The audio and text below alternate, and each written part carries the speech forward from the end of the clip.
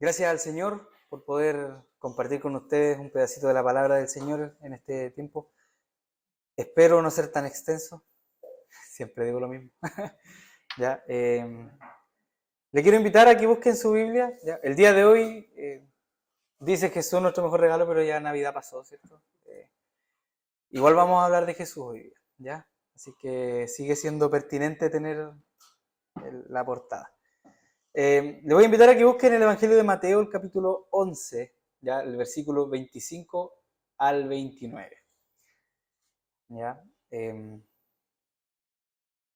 voy a dar un tiempito para que lo busquen. Mientras tanto, ¿lo encontraron más o menos? Los que no tengan su Biblia en sus teléfonos. Mateo 11, del 25 al 29. ¿Ya? Antes de comenzar, le vamos a dar lectura al texto. ¿Ya? Y dice así. En aquel tiempo, respondiendo Jesús, dijo: Te alabo, Padre, Señor del cielo y de la tierra, porque escondiste estas cosas de los sabios y de los entendidos y las revelaste a los niños. Sí, Padre, porque así te agradó. Todas las cosas me fueron entregadas por mi Padre, y nadie conoce al Hijo sino el Padre, ni al Padre conoce alguno sino el Hijo, y aquel a quien el Hijo lo quiera revelar. Venid a mí todos los que estáis trabajados y cargados, y yo os haré descansar.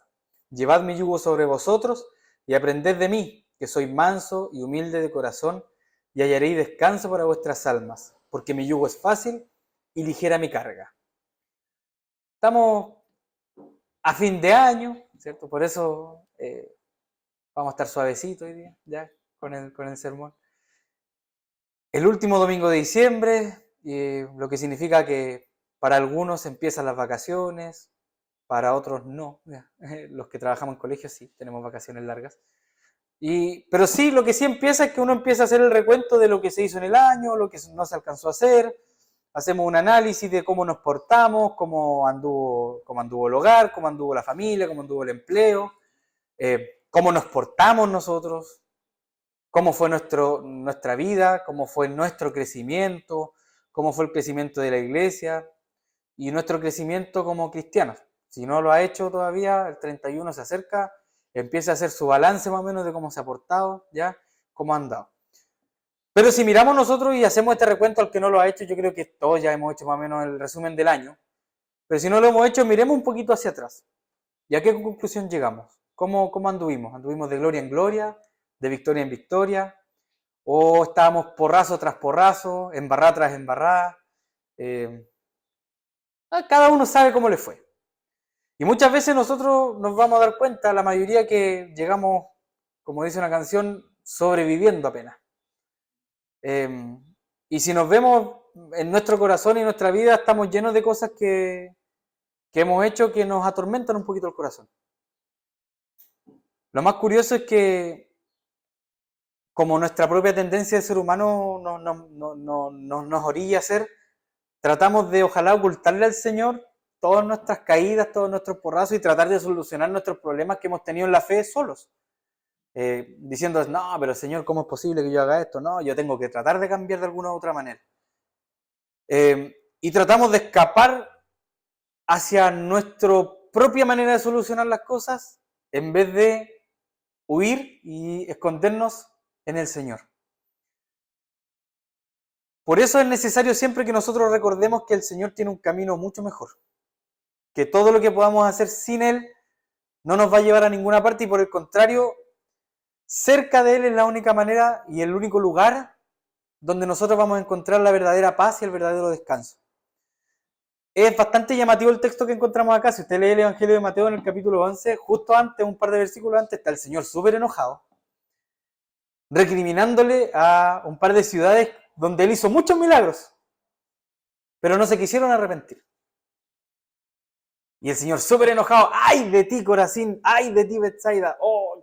Pero en Sodoma y Gomorra, ellos hubieran deseado que se hiciera lo que se hizo aquí, y el castigo que se le hizo a Sodoma va a quedar chico comparado con el castigo que ustedes, ciudades impenitentes, van a tener por no querer arrepentirse. Entonces, qué extraño es que justo después de esto, el Señor diga, te alabo, Padre, me maravillo en ti, Padre, ¿Qué es lo que pasa? Que no precisamente es como que pasó de un momento inmediato al otro, sino que nosotros en el Evangelio de Lucas nos vamos a encontrar que entre ese recriminar del Señor a estas ciudades impenitentes y lo que está hablando ahora, pasa algo pequeñito, que es que las 70 personas que él envió a predicar el Evangelio volvieron a él. ¿Se acuerda usted de este pasaje, no? De hecho, el pastor lo dijo hace un par de domingos atrás, algo mencionó. Llegaron súper contentos, Señor, hasta los demonios se nos sujetan, hicimos tantas cosas. Y el Señor los queda mirando, ¿cierto? Los ha de quedar mirando, eso no lo dice aquí porque en la Escritura. Y les dice, ya, pero no se regocijen de esto, regocíjense de que sus nombres están escritos en los cielos. Y ahí el Señor se regocija. El Señor se regocija y exclama estas palabras. Me perdí. Espera un poquito. Sí, eso. Y ahora llegamos a este pasaje, ¿cierto? Jesús alegrándose, regocijándose, dando gracias al Señor, dando gracias al Padre, porque Él le ocultó estas maravillas, las maravillas del reino de los cielos, las maravillas del Evangelio del Señor, las maravillas de la salvación, se la escondió a los que eran bacanes, a los que eran sabios, a los que eran entendidos, y se la reveló a quienes, a los pequeños. Y se alegró porque él vio que el plan divino estaba siendo revelado a gente sencilla, gente humilde, sin nada en particular que los hiciera más que otros. Y además de esto, podemos ver en este pasajito, como a modo de introducción, cómo Jesús se refiere a su identidad propia y a su unión con el Padre, afirmando, y algo que nosotros sabemos que es verdad, que nadie más que Jesús conocía al Padre, y que el Padre no conocía a nadie más que a Jesús, y a quien Jesús quisiera revelarle al Padre. Y finalmente nos encontramos una amorosa y muy tierna invitación del Señor a que todos los que se encuentren cargados y trabajados acudan a descansar en Él.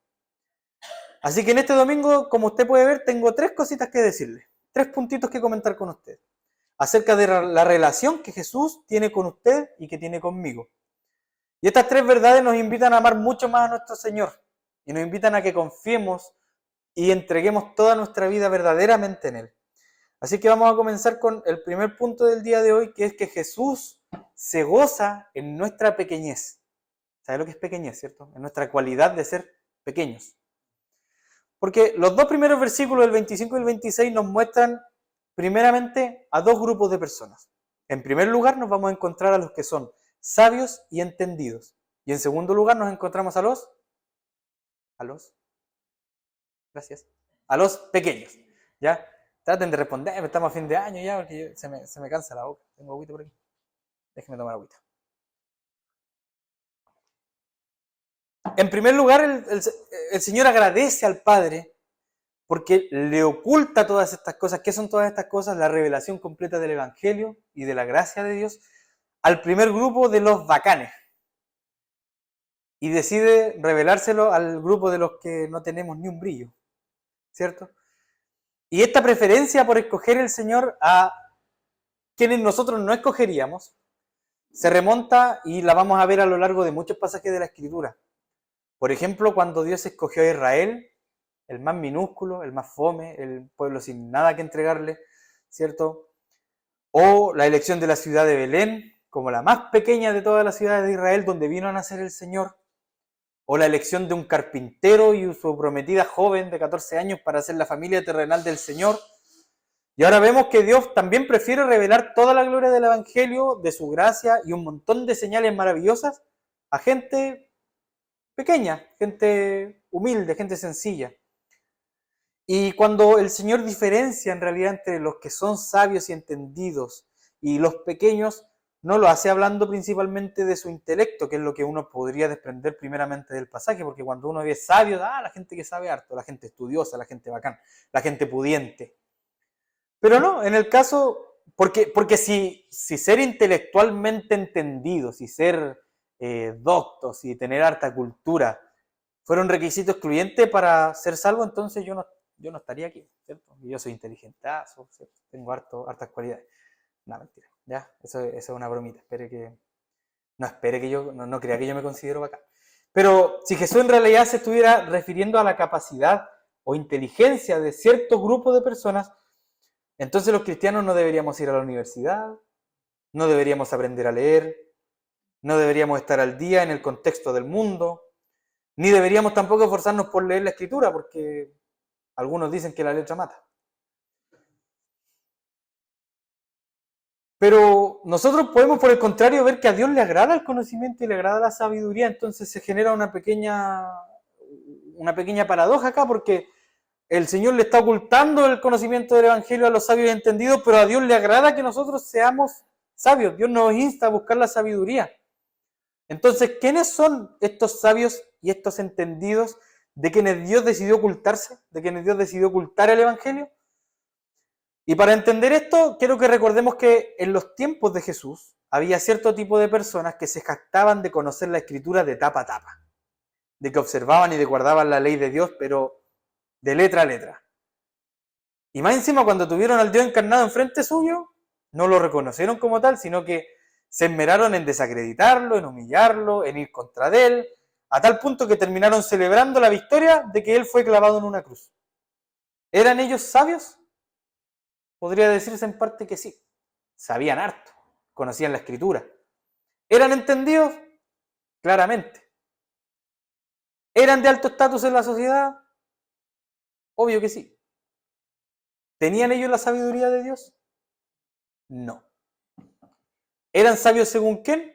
¿Eran sabios según Dios? No. Eran sabios en su propia opinión. Y aquí está el tipo de sabio y entendido a lo que Jesús se está refiriendo. El Señor ha decidido ocultar el Evangelio a todos aquellos que son sabios en su propia opinión. Dios le estaba ocultando el Evangelio a los que se jactaban de ser sabios, a los que en su propia visión de las cosas ellos tenían toda la verdad, y que todo lo que les contradijera, en su opinión, era mentira, falso o incluso hereje. ¿Hay gente así hoy? Porque estamos hablando del contexto inmediato en el cual Jesús se está refiriendo, pero hoy, el día de hoy, 2024, casi 2025, ¿hay personas que son sabias y entendidas de la manera de lo que acabamos de ver? Y esta pregunta nos puede llevar a varias partes. Los ateos, los agnósticos, todas aquellas personas que se burlan de nosotros por ser cristianos, que encuentran que es muy básico ser cristiano, que es muy básico ser creyente, que es muy mitológico creer en Jesús. Cualquier visión falsamente llamada cristiana que diga que tiene la verdad absoluta, hay montones de sectas, montones de pseudo iglesias que dicen, no, nosotros tenemos la verdad y todos los que no nos crean se van al infierno. ¿Hay algún sabio y entendido aquí en la iglesia? ¿Hay alguien que considera que tiene la verdad mejor aprendida que otro? Con esto me refiero a que usted cree que ya lo entendió todo, cree que ya lo sabe todo, está orgulloso de su sabiduría, está orgulloso de lo que ha aprendido. Y esta es una costumbre lamentablemente que se ve harto en las iglesias de corte reformado, que son estudiosos, que nuestro corazón se infla un poquitito porque estudiamos harto, ¿cierto? Porque leemos harto, porque tratamos de hacer buena exégesis al texto. Pero ¿nos salva eso? En realidad eso nos hace más que el hermano que no sabe leer y que apenas se sabe unos versículos de memoria. Eso por un lado, los sabios y los entendidos. Y por otro lado, los pequeños. Y este es el grupo por el cual Jesús se glorifica al Padre, por el cual Jesús está gozando. Y que Jesús esté gozando en la revelación a los pequeños no quiere decir que tenemos que querer siempre nosotros lo último, o vivir ahí agachaditos mirándonos en menos, o resistirnos a madurar y a crecer. Así que no deje de estudiar, no deje de buscar la verdad del Evangelio, porque que Jesús se goce en que nosotros seamos pequeños no quiere decir que tenemos que ser niños pequeños, inmaduros, que estemos ahí siempre, no, porque el Señor me ama porque soy pequeño, el Señor ama mi bajeza. Sí, pero sabemos que al Señor le agrada también que nosotros encontremos la verdad de la Escritura y que creamos la verdad de la Escritura. Entonces, ¿quiénes son los pequeños? Los pequeños son todos aquellos que saben que necesitan de alguien para subsistir. Ay, me complica esa palabra. Y aquí en la Reina Valera dice los niños. ¿Y quiénes son los niños? Y Jesús habla harto de los niños. El que no reciba el reino de los cielos como un niño no va a poder entrar en el reino de los cielos. El que no sea como un pequeño niño no va a recibir la revelación de Dios. ¿Y quiénes son estos niños? Son aquellos que saben que dependen de alguien. Los pequeños no pueden salir a la calle solos. No pueden comprar su comida solos. No pueden vestirse solos. Y ellos lo saben. Incluso, los niños podrían ser mucho más inteligentes que el promedio de los niños de su edad. Pero siempre el niño sabe que depende de alguien. Entonces, en este sentido, Jesús no se está refiriendo solamente a los marginados, los ignorantes, los humildes, los pobres o los necesitados, sino que se está refiriendo a que todos aquellos ricos, pobres, sanos, enfermos, pero que estén conscientes de que no pueden hacer las cosas ellos mismos solos, sino que dependen de Jesús. Y en estas personas el Señor se regocija. Se regocija en que Dios quiso revelarse a ellos y ocultarse de los que son sabios y entendidos, pero en realidad de los soberbios. Y el motivo de Dios para esto es que de esta manera Dios está complacido. Dios está complacido. Sí, Padre, porque así tú lo quisiste, porque así te agradó, porque tal fue tu beneplácito, porque así fue tu buena voluntad hacerlo. Y si sabemos que Dios en su justicia quiere condenar al pecador y ha de condenarlo porque es justo, y su justicia lo hace tener ese deseo de hacer valer el juicio santo de Él. Pero ¿se agrada en esto realmente? ¿Se goza en esto? En realidad Él se goza en hacer su misericordia hacia aquel desvalido, hacia aquel necesitado, hacia aquel pequeño. Entonces la pregunta que te quiero hacer en este primer punto, y quiero que esta pregunta, por favor, porque a uno siempre cuando le hacen una pregunta en un sermón, uno llega y responde lo que sabe que el predicador quiere que le responda. Usted es salvo, incluso la persona que acaba de entrar, para no ser menos, dice soy salvo y no tiene idea de lo que es la salvación. Entonces, hágase, no me responda a mí, hermano, respóndase a usted mismo. ¿Usted es el que es sabio entendido que está hablando la Escritura? ¿O está convencido de que es lo suficientemente valioso para salvarse solo? ¿O cree que vale algo en especial? ¿O en realidad sabe quién es y está convencido de que aunque goce alguna mínima cualidad dentro de la iglesia, porque acá hay muy buenos teólogos, acá hay muy buenos predicadores, menos el que está acá, ¿ya? Acá hay muy buenos predicadores, hay gente que tiene dones muy preciosos, pero aún teniendo eso, ¿lo hace menos dependiente de Dios? Respóndase a usted mismo, no me responda a mí. ¿Quién es usted? ¿Es el sabio o es el pequeño? Jesús se deleita en revelarse al corazón humilde. Él disfruta salir al encuentro de personas que no esperan destacar por sus méritos, sino que todo lo que son lo ponen por pérdida comparado con el amor del Señor. Hoy el Señor se goza grandemente en tenernos aquí a nosotros, personas de toda clase social, personas que tienen más dinero, personas que tienen menos dinero, personas que saben más, personas que saben menos, personas con mucha trayectoria en la iglesia, personas que vienen recién llegando. Pero todos los que estamos acá somos pequeños. Estos pequeños de los que el Señor está hablando, los que recibimos el Evangelio y recibimos la revelación de quién es Jesús, y no por algo en especial, no por nuestra sabiduría, sino porque Dios, en su buena voluntad, lo quiso así.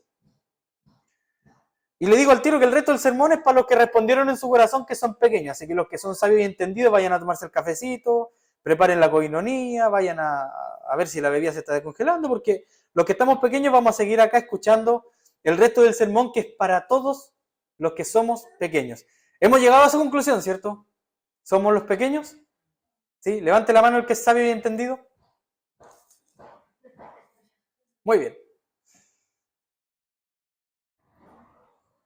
El reino de Dios, su amor, su salvación, su gracia, su justicia, ha venido a revelarse a un grupo que le recibe como niño pequeño, deseoso de estar todos los días con su papá. A mí me rompe el corazón cuando voy a trabajar, porque el Benja me dice, ¿a qué hora vas a llegar? O cuando es día sábado, Y el Benja sabe que el sábado estoy en la casa. Papito, hoy día tú no puedes salir a ninguna parte porque vas a estar conmigo. Eso es un niño pequeño que quiere estar con su papá. Y Jesús viene a morar en el corazón de estos pequeños a quienes les reveló el Evangelio y que le recibieron. Y así también Jesús te invita hoy a que si tú en realidad aún no le conoces, aún no le has conocido y no has gustado de tenerle en tu corazón, dejes de dar vueltas sin sentido.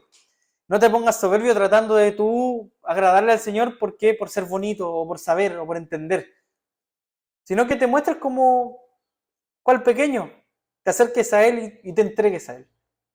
Ahora esta invitación hecha por Jesús trae consigo la promesa de que Él tiene todo lo que se necesita, en primer lugar, para solucionar tu más grande problema. ¿Cuál es el más grande problema del ser humano? El pecado. Y que además de esto, tiene todo lo que tú necesitas para poder vivir. Por eso la segunda cosa que te tengo que decir el día de hoy es que Jesús tiene todo lo necesario. Porque Jesús en el versículo siguiente dice, todas las cosas me han sido entregadas por mi Padre. Y esta afirmación de Jesús nos dice que todo le ha sido entregado a Él, obviamente. En Colosenses nos encontramos con la afirmación de que Cristo es el creador y el dueño de todas las cosas que hay en el cielo y en la tierra. Por tanto, suyas son todas las cosas, tanto materiales, pero como también todo el poder, la autoridad, el dominio, la gloria. Entonces el que tiene la plenitud de la imagen de Dios, el centro principal de toda esta revelación hecha por Dios, también tiene todo lo necesario como para que esta revelación del Evangelio y la reconciliación con Dios por medio de esto sea efectiva y sea eterna. Entonces acá el Señor está diciendo, yo tengo todo el poder para salvar a estos pequeños, porque se me ha entregado toda autoridad para hacer todos los milagros que ustedes están viendo. Toda esa autoridad ha sido entregada a Él. Entonces, no solamente esto, sino que Cristo es dueño de todos los bienes espirituales, de todo el poder sobre los demonios, de todo el poder sobre la dureza del corazón, de manera que es el único que tiene toda la plenitud de la salvación para el ser humano. De manera de que aún los que no tienen gran conocimiento, los que no tienen mucha sabiduría, los que no tienen un buen estatus, los que no tienen el dinero, los que no tienen la gracia, los que no tienen las vestiduras, la buena ropa, la buena facha, para poder venir al Evangelio, puedan recibir de Él lo que Él necesitan para su salvación. Incluso tiene lo necesario para que quienes Él haya elegido y estén en el otro grupo de los que son obstinados, sabios en su propia opinión, o quienes sientan que Jesús y su obra salvadora no son necesarias para ellos, porque hay varios de esos acá que en algún momento creían, no, Jesús no, yo no necesito de un Jesús. Pero aún así están acá, porque Dios incluso tiene todo lo necesario para romper esos corazones duros y traerlos a que se rindan ante la cruz del Señor. Todas las cosas le han sido dadas a Él porque Él es dueño de todas las cosas. Todo le ha sido dado a Él porque para Él todo fue hecho. Y luego de esto dice Jesús, y nadie conoce al Hijo sino el Padre. Y esta declaración puede confundir un poquito porque no significa que en realidad nadie conozca a Jesús, sino que nadie, absolutamente nadie en su mente podría dimensionar quién realmente es Jesús. Nadie podría entender en realidad qué tan majestuoso es el Señor. Nadie, sino el Padre, es capaz de dimensionar plenamente a Jesús sin corromper o quitarle majestuosidad a quien es Él. Si usted sabe que Jesús es santo, Él es inmensurablemente santo. Si usted sabe que Él es poderoso, Él es infinitamente más poderoso de lo que usted pueda entender dentro de su limitada mente. Si sabemos que Él nos ama más de lo que algún día vamos a llegar a dimensionar o a imaginar. Nadie de nosotros puede imaginar a Jesús sin quitarle parte de lo que es Él, porque no cabe en nuestro entendimiento quién es Jesús. Solo Dios, el Padre, sabe en realidad quién realmente es Jesús. Y continúa diciendo después que nadie conoce al Padre sino el Hijo. Y aquí es un poquito más tajante porque quiere decir que nadie puede en realidad llegar a conocer a Dios ni presentarse ante Dios si no es a través de Jesús. Por eso dice por eso este versículo finaliza con Jesús diciendo que nadie en realidad conoce al Padre sino el Hijo y a que el Hijo le quiera revelar. No es posible que un ser humano, como usted, como yo, por un medio que no sea de que el Hijo de Dios se nos manifestó y nos llevó a conocer al Padre y nos reconcilie con el Padre, podamos llegar a conocer al Padre. Todo el camino de la salvación es únicamente a través de Jesús y de ser llamado e iluminado por el Evangelio a través de Él. Este cerrado camino para muchos injusto, ¿ya?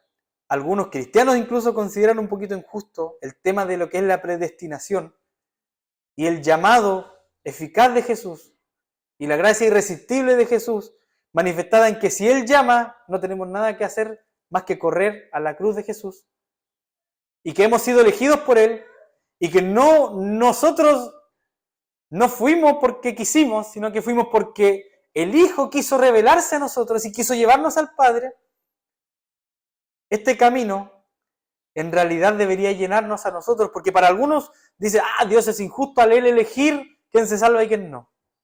Pero en realidad esto tiene que traerle a usted y tiene que traerme a mí un descanso, un gozo y una satisfacción, porque sabemos que si hemos sido amados, si hemos sido elegidos por Jesús, que si le pertenecemos a Él, Él tiene todo lo que nosotros podamos necesitar para poder alcanzar la salvación. No necesitamos tratar de justificarnos, no necesitamos correr azotándonos por las calles, no necesitamos caminar 20 kilómetros de rodillas, no necesitamos ningún ritual de purificación. Jesús lo hizo. Él fue el que recorrió el camino del Calvario. A Él lo azotaron. Él fue el sacrificio por el cual nosotros vamos a ser reconciliados por Dios.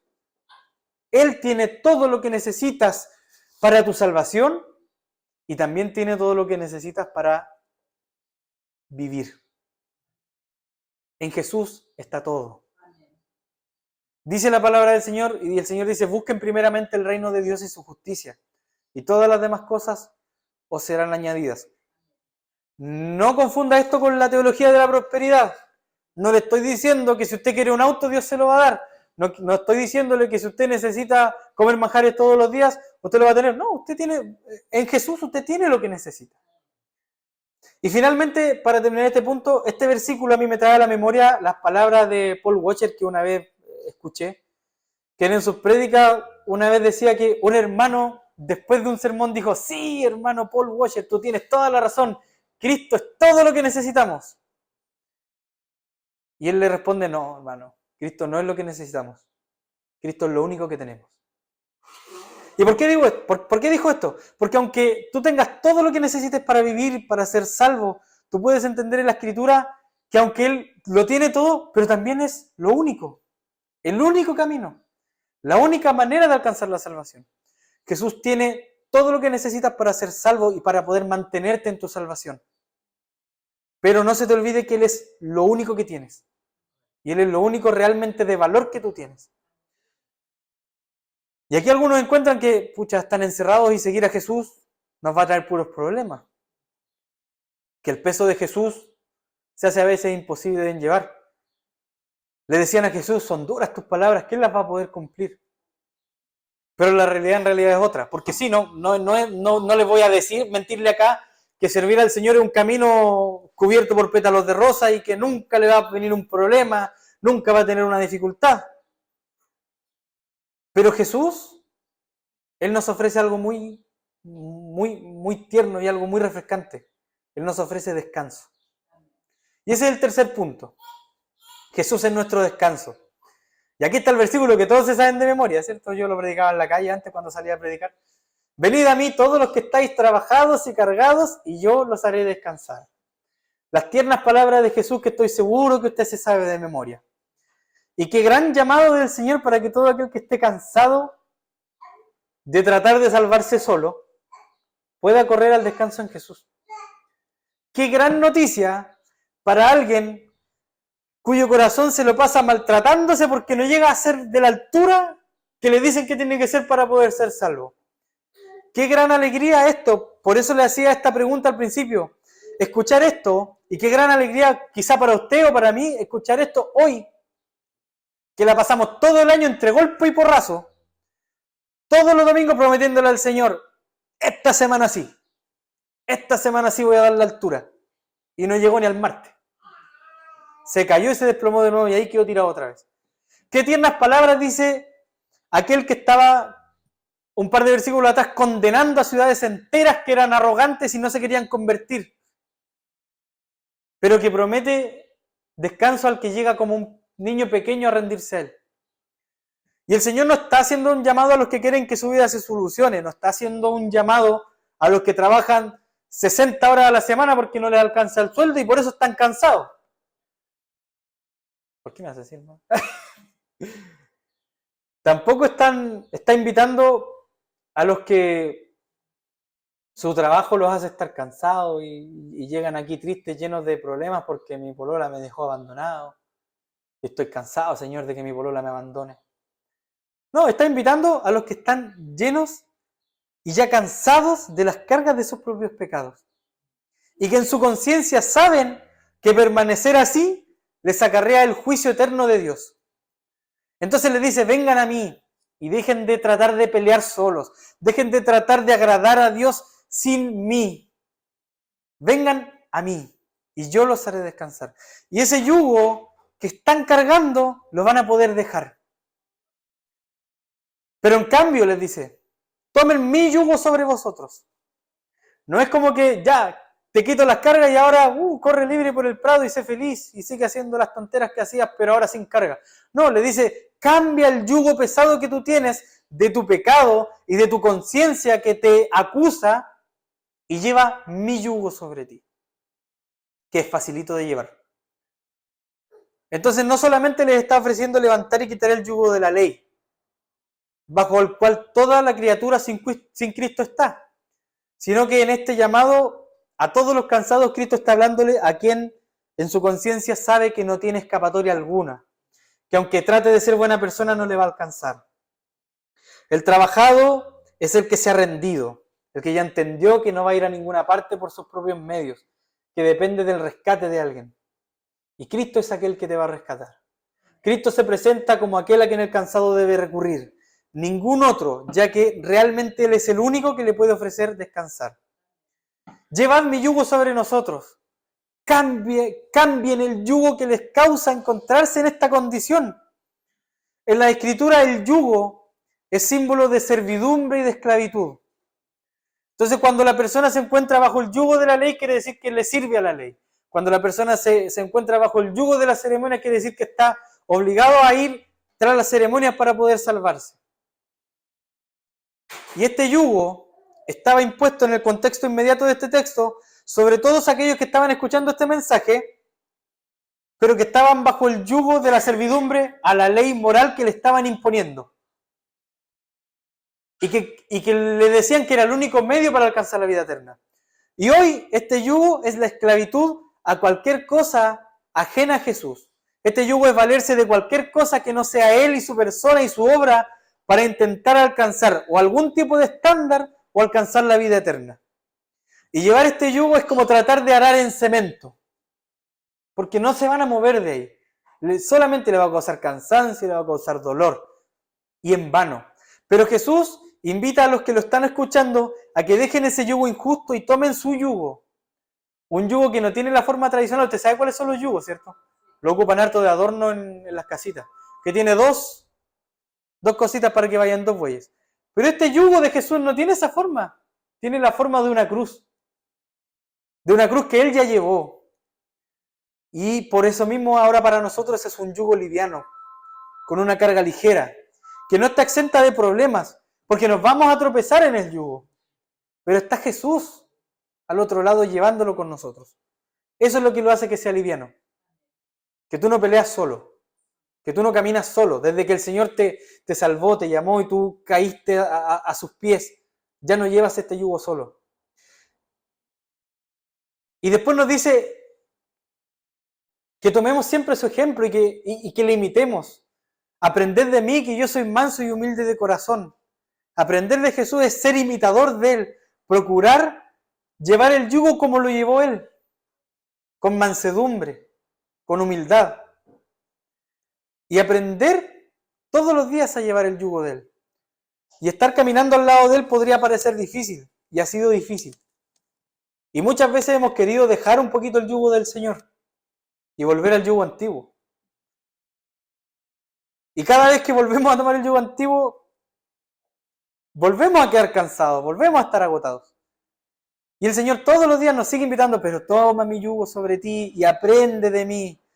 Y si lo hemos soltado, volvamos a tomar el yugo del Señor y sigamos aprendiendo de Él y vamos a tomar el descanso que Él nos promete.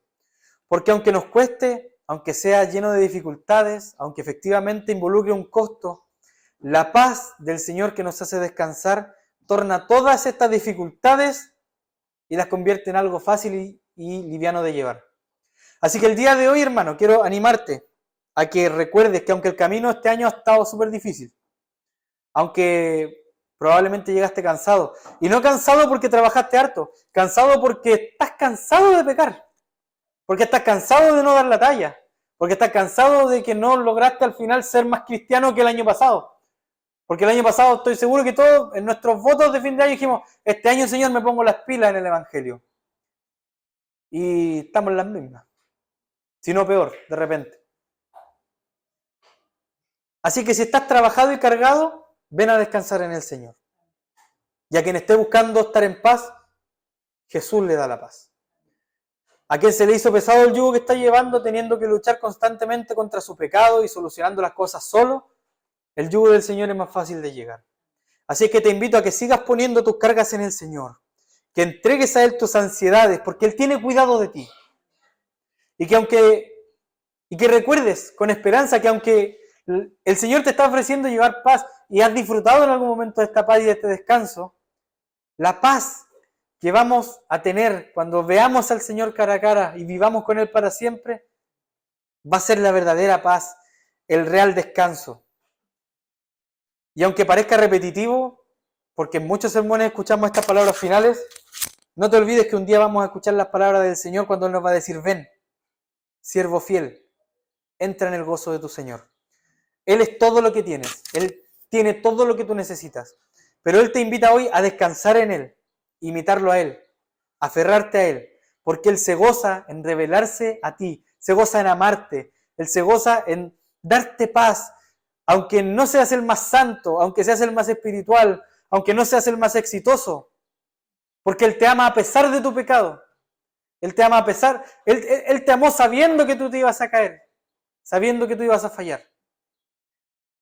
Así es que, cual niño pequeño, aferrémonos nuevamente hoy a los brazos de nuestro Padre, corramos a la cruz del Señor y permanezcamos ahí, porque ahí está nuestro shalom, ahí está nuestra paz, ahí está nuestro descanso. Que el Señor nos bendiga, le invito a orar. Amado Dios, te damos gracias porque el día de hoy tú